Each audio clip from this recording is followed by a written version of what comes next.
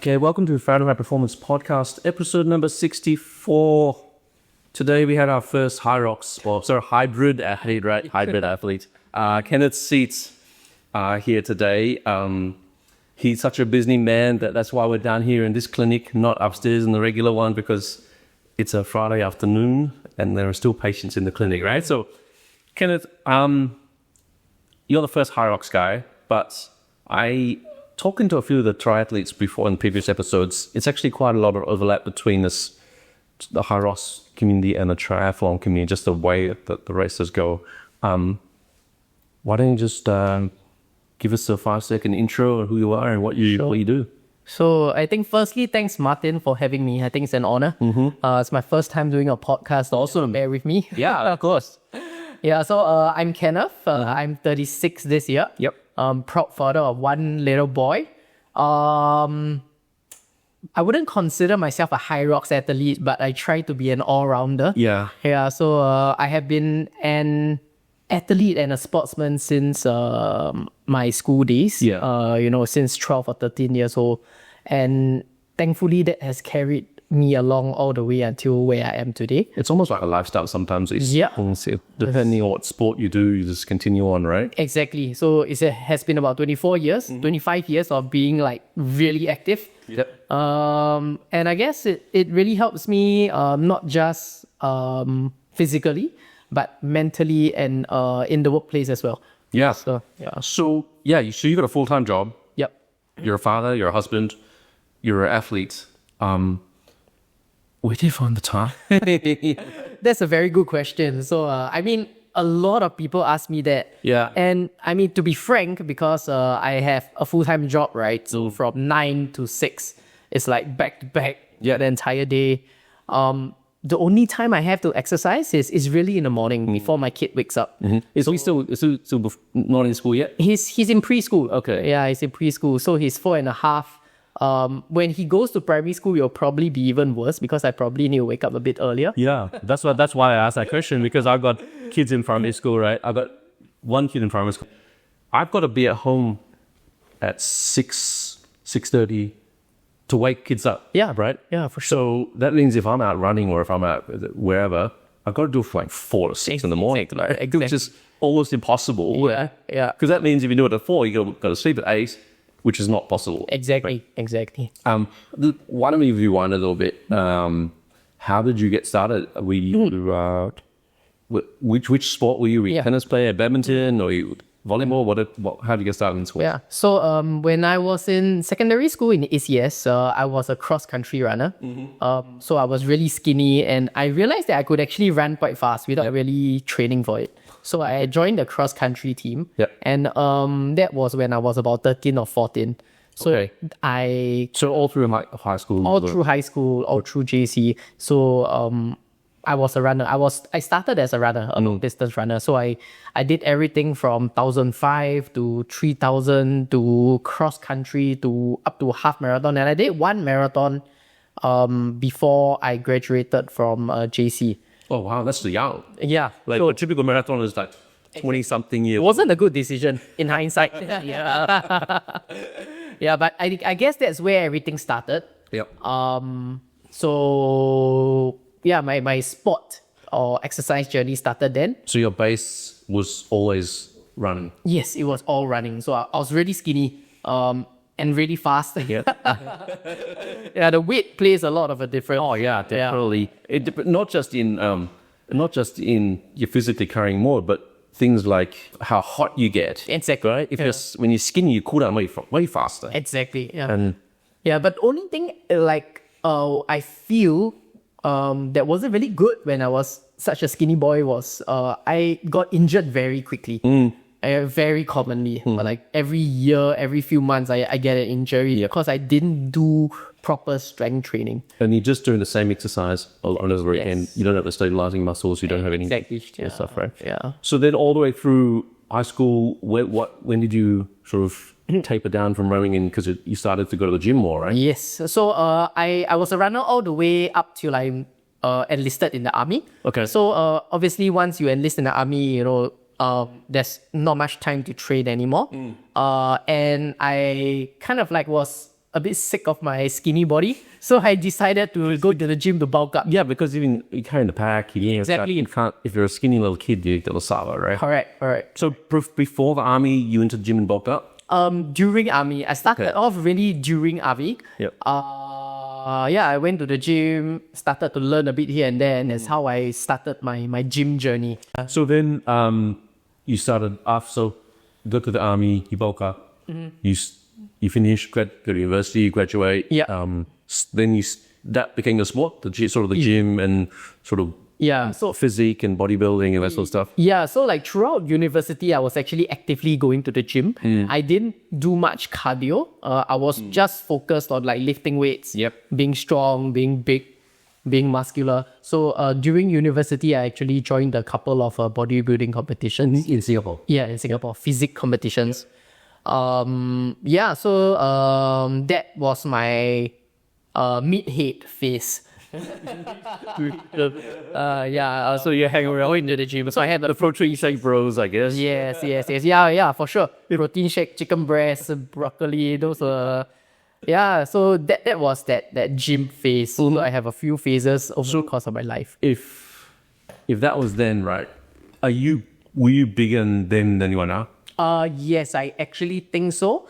Now I'm a bit leaner, and to be honest, I lost a bit of strength from my university days. So when you graduated high school, were you like 60 kilos? Well, when I graduated high school and I joined and I went into the army, I was like 50 odd, low 50s. Yeah, so it was really small. Sweet lady. Yeah, exactly. Yeah. So then, how much weight did you build? I think at my maximum, I was about 75 or 76. Okay. Yeah.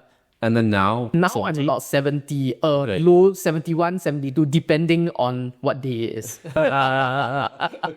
Okay, so then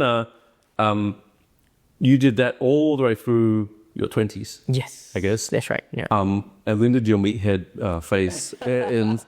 So even after I graduated and I started work, it was still kind of a bit of a mid-head phase. Yeah. Is it so you go to the gym before work, Yes. after work, or Before work. Before work. Every day. Oh God. Okay. Every day. So I go to the gym, I shower, and then I go to work. When I first came into the corporate world, that was maybe about 5 years after I graduated until 2020. So that was kind of like the turning point. So COVID hit. Gyms were closed. Yes. Is that what happened? Okay. Exactly. That's kind of, I started running again at the same time because I used to live at Ginmo area, and then the Ulu Pandan Park Connector was the only place that people could go during COVID. Right?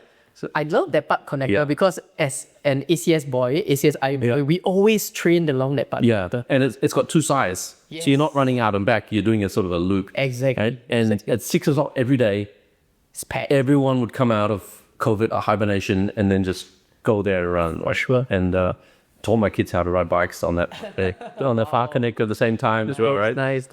So so you, during COVID, gyms are closed, you went back to running. Yes, gyms were closed. I wanted to have an avenue to still continue to exercise. So I had a set of like home gym equipment. But that was really when I started running again. Yeah. After like 15 years or so.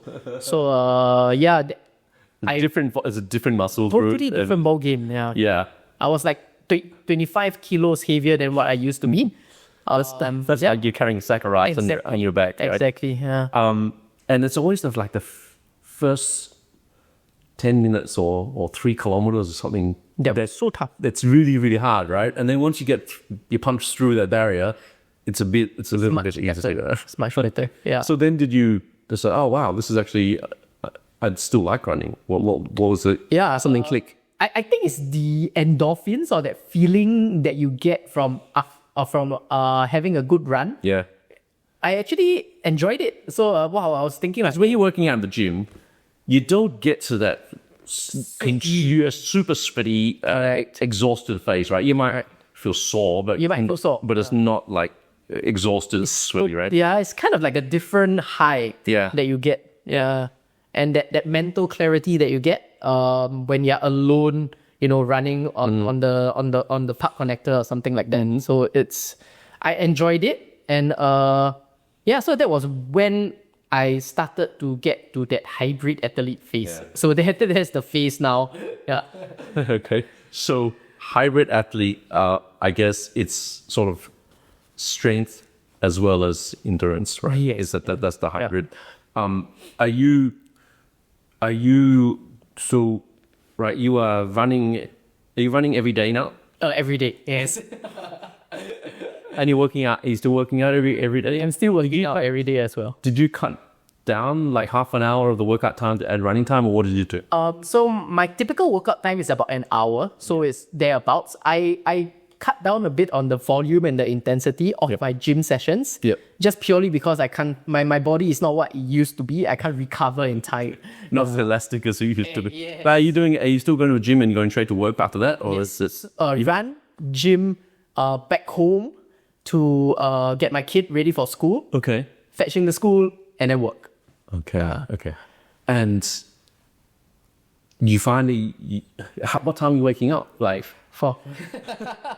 So typically it's around 3 to 3:30. On a weekday. Yeah. On a weekday.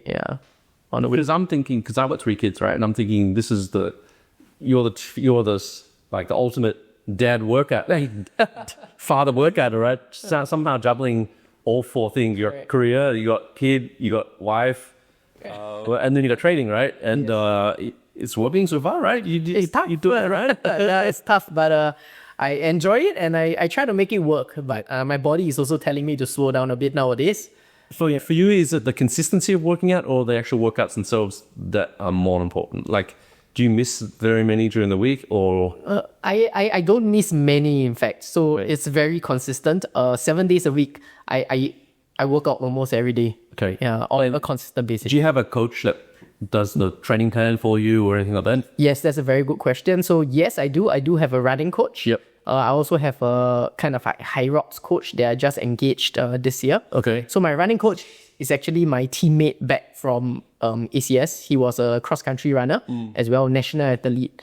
And now he's actually in charge of coaching a few long-distance running teams. Okay. So he's the one who helps me to plan my workout. Yeah. Because I just don't have that capacity or the knowledge to plan my workouts for a specific goal. So you're not just going to the treadmill and then pounding at a 5K, right? It's very specific, very structured. Yeah. So he does the heavy lifting in terms of the planning. I just go and execute. Yeah. That takes at least one thing away. So Exactly. So you are doing intervals, you're doing hills, you're doing tempo runs. It's not just getting on the trainer and churning out. No. Totally. Yeah. So it's like on a typical week is at least 3 training sessions. There'll be 1 interval, 1 tempo, and 1 long run. So the rest of the days are kind of like easy miles, and depending on what goal I'm going for, the workouts will change on a weekly basis. So this is complicated because now you've got strength in this as well, right? Yes. So does that mean that on a leg day you don't run? On my leg day, I do easy runs. I still run, but I do easy runs. So typically, if I got the triathlete, they swim in the morning and then they're running out. It's not so specific. You're having your legs both workouts, right? Mm-hmm. So you are okay. So you if you were leg day, you would do an easy run. Okay, that makes sense. And then Hyrox.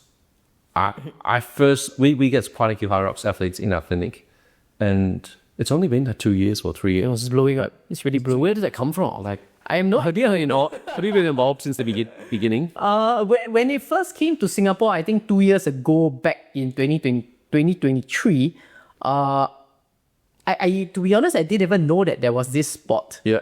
But it was like on all marketing channels. It was on all over Instagram. So I thought like, hey, actually this is something that, I might be quite okay in, because there's quite a lot of running and there's strength work, which I have been. Yeah, exactly. It's perfect for you because you've got the running background, then you've got the strength background, and then you're back to the running again, right? Yeah. So I'm a complete Hyrox noob. All I know is from Instagram Reels and YouTube Shorts, right? Yeah. So what I understand is there's a standard set of 8. Is it 8 stations? 8, yeah. And for each 8 stations, you've got to run a track or something, 1 kilometer. 1 kilometer, yeah. So you need the running background to do the cut, to be able to get through that run, right? That's right. And if you do it in 5 minutes, which you probably do, right? 5 minutes for that kilometer, and someone else does on 60, you're already saving a minute per lap, right? Yeah. So you times that by 8, you're already 8 minutes ahead of somebody, right? Exactly, yeah. So then you're gassed from running, and then you've got to do a strength. Yes, it's a strength station. Stations, yeah, correct. And run the stations, right? Ski is where you pull the nibs down, right? Correct. Then you the sled push, yeah. is like what? How many kilos is it? Or does it depend on body weight? It depends on which category you're going for. So there's I think 150 for the men's open, and for the men's pro, I think it's 200. If I'm not wrong, kilograms, yeah. Holy shit! Okay, so if you're in the is it like boxing where there's a 50 kilos? Oh, no. So if you're a scrawny, Scrawny guy, you have to push. That's okay, so 150 kilograms you're pushing, and how far do you push it? 50 meters if I'm not wrong. Yeah, 50 meters. Okay, 50 meters. so how difficult is that for an everyday person? You tell them to push this sled 100 kilograms. Actually, I think it's actually okay. It's not that bad. For my first Hyrox, to be frank, I didn't even practice any of the stations beforehand. I just went in and sent it. Yeah. And surprisingly, I still felt okay during the push. So I think it's okay. So it's like a 5K. Everyone can do it. It's just a matter of how fast. Yes. Right. Yes. Right. So not someone's not be stuck there and not being able to budget, right? Yeah, I think it's okay. You can I think it's okay. Yeah. So that's a sled push. But then you push it 50 meters. Then you got to turn around and damn well pull the next round. Yeah. pull it back to the end. That's right. That's right. Is it harder to push it or pull it? The pull takes longer. It's a bit more technical. Push is all about leg strength, I guess. Is there special shoes that you guys wear? But we got to run as well. Shit. Yeah. This is complicated. Yeah, so you have to find shoes that are kind of stable, but yet allows you to run at a fast pace. Is it like a trail running shoe where you got a little grip on the bottom? Yes, it does need to have grip, definitely, but I would still think that there are specific shoes that allows for that kind of cross hybrid. So there are Hyrox shoes. Hyrox specific shoes that comes a new world for me. Okay. So then Aki pulled this damn 150 kilograms back 50 meters. Of course you had to run. He ran again, yeah. And then there's burpees. And then there's burpees, Right. yes. How many burpees? I think it's 100 meters or is it 80? 80, so burpees 80 or 100 meters. Jump forward. You jump forward like a frog jump, right? Correct. Yeah. Okay. And then your quads will burn. Yeah. Although it's a body weight exercise, but Your glutes and your glutes and quads are burnt. You run out of them, then you run another right? Yeah. Then it's row. And then it's Which is what you're thinking of the guy in the corner of the gym. yeah. Row, right? That's the row, right? Yeah. And then you run another kilometer. Yep. Then you got some sort of sack of rice. And farmer's carry, right? 6. Sorry, so farmer's carry, what is that? Is that, how heavy is that? I think it's 24 kilos for the open and 32 kilos each hand for the pro. So you hold. So it's not kettlebell. It's not on your shoulder. Yeah, you hold it like that, and then you go 200 meters. Yeah. Okay. Then you run another kilometer and then you lunge. And then you lunge. Yeah. With any weights? With 20 kilo or 30 kilo sandbag on your back Depending on what category. so that's the one I'm thinking you got on your back. Yeah. And it has to be on your back. You can't lunge with it. It has to be on your back, and you can't drop it. It has to be on your back like throughout the 80 or 100 meters. Okay. If that's not enough, you run another kilometer and then you get, is that 20 kilo? How heavy is the medicine ball? 9 kilos. 9 kilo medicine ball, yeah. And how high did I throw it? Oh, it's high because I'm short. I think it's about 3.1 meters. Yeah, 3 or 3.1. So it's higher than a basketball ring. Yes, I think so. Yes, it is. This basketball ring is 10 feet. Oh, not the same. About 10 feet. Yeah. About 10 feet. 10 feet, okay. Yeah. And then, is that it? And once you're done with the wall balls, that's it. The finish line is just a hit. So then there's a referee or something that's watching Yes. just you, or is it like 5 people at the same time? Each station has one specific referee for that particular person. So that referee has eyes on you at all times. Okay. Yeah. And how many stations are there? Oh, there are 8 stations in total. No, I mean like how many wall things lined up? 20? I think at least 20. So does that mean that it's waves of 20 people at a time? Thereabouts. Because you can't catch up to the person at way up. Thereabouts. Wait, right? Yes, thereabouts. Yeah. Oh God. Okay. But it's fun. So what's your PB For Hyrox, my men's open PB is 109. Okay. Yeah, I hope to improve that this year. So how do you? So once you sort of reach that threshold, right? Where's the room for improvement? To run faster or to do each station just a little bit? Yeah, I think it's all about the run. It is. I think it's all about the run. So for the stations, I think there's a limit as to how much you can actually improve on. Yeah, that's what I'm thinking as well. But for the run, because it takes up about half or even more than half of the total time, I think that's where you can improve the most on. Are you running as hard as you can? Yes. So you are running as hard. I am. You're not. It's not like triathlon where you're riding a bike, but you're not riding as hard as you can because you're saving yourself For the end. For the end. Yeah. So you run as hard as you can, and then you're not saving anything for the push, for example. Right? So that there's a. Or is there a strategy for it? I try to go out slow. Yeah. And speed up as the runs go along because I know that's when people will shag out, and if you have that endurance, you'll be able to catch up. Yeah, so I typically try to save my energy until after like the pull or the burpees. Also, you negative split. Try the negative split. The 1Ks in general. Yes. So the first few runs, you're not full gas, but by the time you get to the lunges or the farmer's carry, you send it. But it's probably not as fast as the first few runs anyway because you're already tired. Correct. Yeah. Wow. Okay. This is my Hyrox download, right? Because I know in theory. So 109. So then how fast is the fastest in Singapore at that event? For Well, I think in Singapore the fastest was probably about 65, 64 minutes. I think I'm not exactly sure. Yeah. But the world record I think is 56 minutes. 56 years for the pro. Also, and that's pushing and carrying a little bit more. Yes, exactly. Yeah. Okay. That makes it even more complicated. Okay. So tell me this. I Googled Hyrox and it said an impressive time is under 130. Okay. World record is a 56. Yeah. Your time is 109. Those times sort of line up with half marathon times. Yep. You run a half marathon before. Yes. Is it harder than a half marathon? Well, this is a very tough question, but I can tell you, I can't really say for a half marathon, but if you compare it to a full marathon is way harder. Yeah. For sure. I think a half marathon is harder as well. It is. It's because I think you don't have that time to recover your That's right. Cardio the whole way. Yeah. Right. And I think if you don't train for Hyrox, you can actually still complete it. You might be able to complete it at a slower time, but if you don't train for a half marathon, you won't be able to complete it. Yeah. Well, even me, I trained for a half marathon, I didn't complete it. Okay, so then before COVID, it didn't even exist. They didn't know about it. Now it's like a worldwide sensation, right? It's almost like Ironman brand, right? It's in all these cities all around the world, right? Yeah. Where do you see it going from here? Like, is it just a matter of more cities, or is there anything like are they gonna change the stations one day? Or I think the power of Hyrox is that it's standardized, so that 8 stations plus 8 kilometers of running is something that is everybody can train for.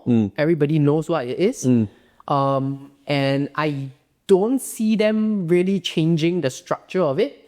But I mean, they might add in different categories, maybe lighter or heavier weights to cater to different folks.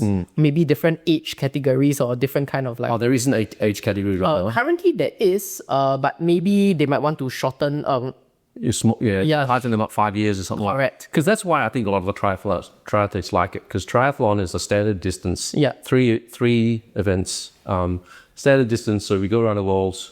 Like let's say I do it in 5 hours. You do it in 4:55. Yeah. We know that we're exactly roughly the same, right? You know what you're training for. You're training for something specific. And then the courses are different. The humidity and heat is different. But those standard events happens all around the world. Yeah. Right. Yeah. So then, for Hyrox, I think it's the same sort. But the triathlon community is more the endurance. I feel like the Hyrox community is more coming from the gym. F45, this sort of side, right? Yeah, correct. Yeah. So then, what's the perfect balance? What sort of for the perfect Hyrox or whoever the current world champion is? Are they a really good? I guess they have to be a really good runner. Yeah, really good runners. Yeah. Is that what make the perfect Hyrox? Yeah, I think you really need to have a blend of both. If you can see the world champions, right? They are not pure skinny runners. Yeah. They can run, and they are hell of a strong. Yeah, they're gonna push 150, 200 kilos, right? They are like 90 kilos of muscle mass doing a 35-minute. So is that what it is? The world champion, are they big dudes? Yes, right? they're big. And they're fast runners. They are fast. Yes. So they're like a sprinter in cycling terms. Sprinters are the big dudes, and the climbers are the skinny guys, and the sprinters don't do well on the hills, but they're strong. They're strong as well. Yeah, they're very strong. Okay. So what next for you? Do you find that this is it for you? Or are you I think I've been doing this long enough, and I will want to continue doing it at least my fitness regime till I can't do it anymore, which I don't know when it will be. But at the same time, also balancing family and work. So I think that's really my goal moving forward. How many hours a week are you training? On a daily basis, about 2.5 to 3. Okay. Maybe 2.5 on certain days, and some days it might be more. So is that all before work? All before work. No, that's not. No, not before. It's all before life. Yes, right? all before life. Because you need to go home, take care of the kid, yes. Make sure that everyone's happy at home. That's right. 9 to 5 or 9 to 6. 9 to 6. And then come home, have dinner. You don't work out again, do you? No, but I do continue my work if needed to. Yeah. So just to clear up some stuff, and then it's bedtime by 11 or so. Of course, because you got to wake up at 3:30, right? Yeah. I'm getting old, so trying to still strike a balance while not killing my body too much. And then if you go on holiday, are you at the hotel gym as well? I will try, but I typically when I go on holidays, I just chill. Yeah. But I might just go for a simple gym workout or easy run on the treadmill. I think that's about it. Are you diet wise? Do you are you counting carbs? Are you counting protein? And are you the sort of person that says the fire is burning, so just throw whatever in the fire and then it burns, right? Yes. Okay. So I think life is too short to be counting calories or to be picky with what we eat in terms of nutrition. I just eat anything and everything. But generally healthy or just really anything. Nice. Okay. I had Hokkien Mee for lunch. That's refreshing to hear. I love my food. I have to eat whatever. The funny thing is, this whole time I've been looking at you, it's like a juxtaposition between your Instagram profile. If anybody goes to your Instagram, which is basically Kenneth Seet, right? Yeah. You've got your shirt off, and every everything is about branding. Is that like your trade? Is that like your trademark? Yeah. I started off this Instagram account I have donkey years ago, and there were a few photos in a row where I was just topless, and I decided that would be my brand, moving forward. So did you start the Instagram account during the running? It couldn't have been during the running. The mid-head days. The mid-head days. Okay. So you already had a pretty decent body, and then now that you're running, you just run a shirt on. Yeah, wearing a shirt. Seats washing. Okay. Good. It's been a pleasure. Thank you so much for coming in. Yeah, thank you, Martin. So to get a hold of you, it's Instagram. Kenneth Seet. Yeah, it's Kenneth Seet. Any focus for this year? You're doing any more events coming up? So I'm actually doing Hyrox Taipei in April, 12th of April. My family is coming with me, so it's kind of like a family holiday. So I'm just taking that few hours off to go and have fun. It's so much like triathlon because I have triathlete friends who also do the same. They'll get their husband or their wife to choose the location that they want to go. Yeah. Let's just say Taiwan and then they would choose that location. So then the other half doesn't feel left out while they do the thing because they've chosen the location. Correct. That's like so much. It's so similar. So Taiwan, are you doing Singapore? Singapore is in June, end of June. So I'm quite sure I'll be doing it. Yep. How much does a race cost? Wow, it's expensive, man. I think it's at least 200 over Singapore dollars. Okay, that's not expensive in triathlon. triathlon. Yeah. Is that 200? But and I guess you're just paying for the event and you're paying for logistics, right? I did. The photos I think are additional like $100 or something. Of course. Oh yeah, but I mean, it's since you're there, why not, right? Yep. And do you still do running events as well? Do you stand out? Yes. So okay, before I'm doing Hyrox Bangkok in May as well. My major marathon goal this year is end of August. I'm going to Sydney for the Sydney Marathon. That's a major now. So that's my marathon focus for this year. So you still do marathons? Yeah, running is still like the core. Oh, nice. I still prefer running as compared to Hyrox actually. Oh, yeah. So that's something that I won't give up. Okay, man. Thank you so much for coming in. I would say let's go for a run, but let's go. okay. Okay, man. Okay, thanks, Martin.